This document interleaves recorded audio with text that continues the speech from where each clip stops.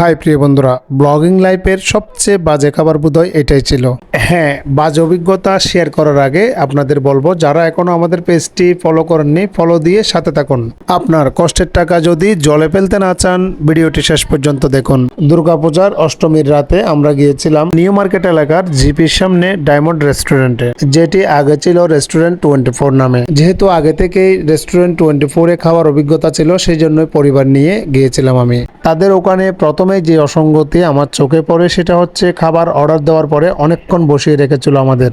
তাদের ম্যানেজমেন্ট বা হসপিটালিটি যাই বলেন না কেন, তা ছিল খুবই নিম্নমানের। আমরা অর্ডার করেছিলাম পোলাওর সাথে মাটন রাজালা এবং হচ্ছে রুই মাছ। অনেকক্ষণ বসিয়ে রাখার পর তারা আমাদের সামনে নিয়ে আসে মোরগ পোলাও। আমরা ভদ্রতার খাতিরে তা ফেরত দেইনি। অপরদিকে রাতও হয়ে গিয়েছিল প্রায় 12টার কাছাকাছি।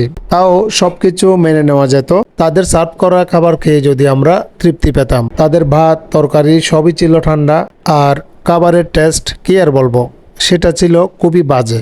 আমি সাধারণত ব্যাড রিভিউ দেই না, কিন্তু আজ মনে হলো আপনাদেরকে একটু সতর্ক করা প্রয়োজন। ওকে, ভালো থাকবেন, দেখা হবে পরের ভিডিওতে।